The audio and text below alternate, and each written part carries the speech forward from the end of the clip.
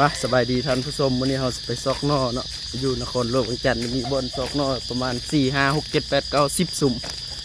วันนี้เรามากับคนดังประธานลีจองตุนใส่เน็กไทใส่เสื้อสูทกันแน่เลยประธานไปใส่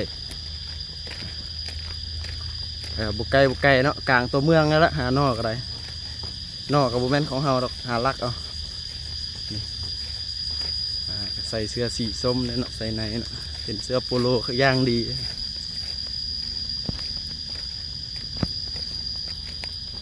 นี่ก็เป็นสุ่มแรกตัวนี้เป็นนอไผ่ตัวนี้เนาะเขากินอยู่ประจำบ่ฮู้ว่าสิเอาได้บ่โอ้น้ำลายบ่ลายนี่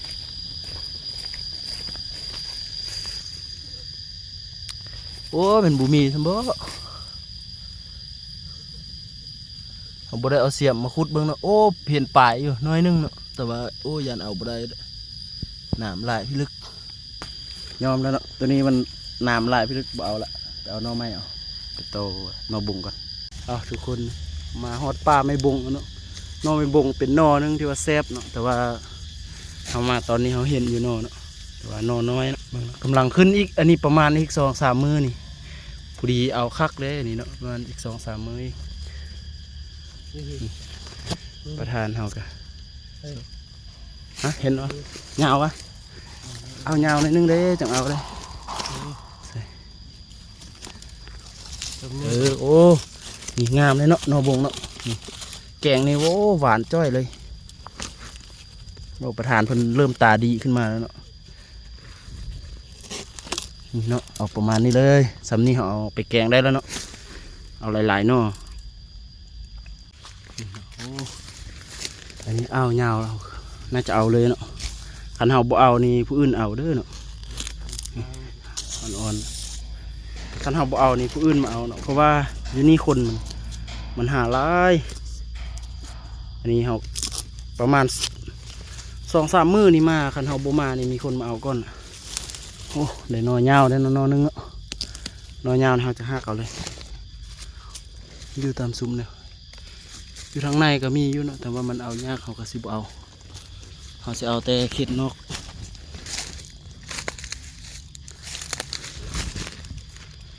นี่เนาะ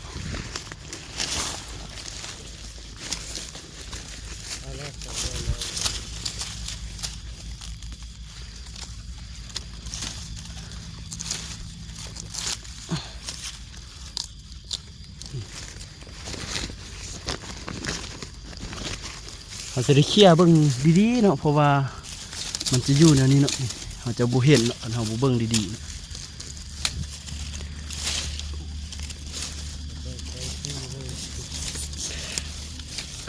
นี่เนาะประมาณนี้เลยถือว่าหลายอยู่เนาะเพราะว่าฝนเริ่มตกแล้วช่วงคือสิพอแกงอยู่มื้อนี้เนาะนี่เจ้าไหนแม่นบ่อ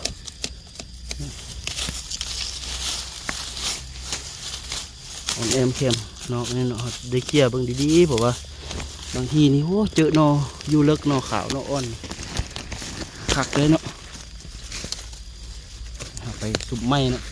ชุมแล้วทางในก็เห็นอยู่2-3 นอตอนนออันนี้เป็นบรรยากาศกลางทุ่งนากลางนครหลวงถ้าว่าฝนตกแถวนี้มีน้ำนี่เพราะว่าจะเป็นปูป่ากุ้งหอยหลายเนาะเขตนี้เรามาเอาอยู่นี่ไปกินประจ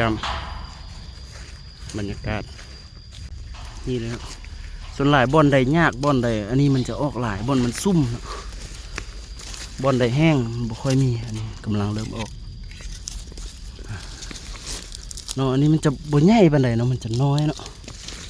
แต่ว่าเราค่อยเก็บก็หาไปแต่ว่าเขาแกงนี่โอ้หนองงามนอนนี่เนาะขาวเลยนี่เริ่มออกทางพุ่นก็หลายอยู่เนาะพอสิได้แกงอยู่มื้อนี้นะ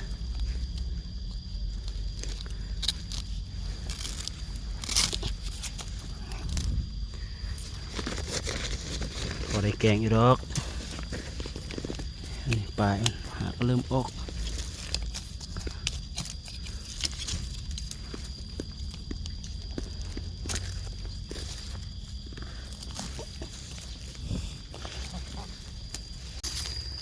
วันนี้เรามาเ ลี่ยนี่สองหนอนี่งามๆอยู่นี่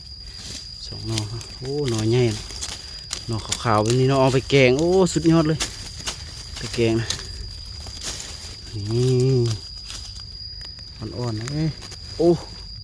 แก่พดนี่หนองามแบบนี้โอ้หวานฮะเนาะหนอนางดินเลยนี่เป็นหนอนางดินอยู่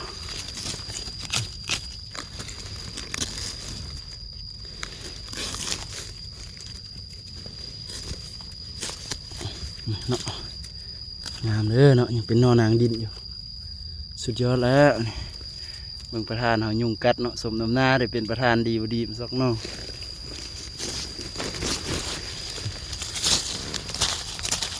ก็หาอีกเนาะนางดินอยู่ในแบบนี้แหละอยู่บนหกหลายคนอาจจะมองข้ามเนาะหรือว่าเบิ่งข้ามไปบุเห็นมันก็มีเนาะโอ้นอนนั่นไก่แท้อยู่ฝากพุ่นเนาะจักสิเอาได้บ่ได้นี่เนาะนี่เราจะได้เคี่ยได้คุดเคี่ยอย่างสีเด้อเนาะสอกนอนว่ามันถ้าว่ามันยาวนี่คนอื่นก็จะเอามดก้อนละนอนยาวนอนงามสิเนาะ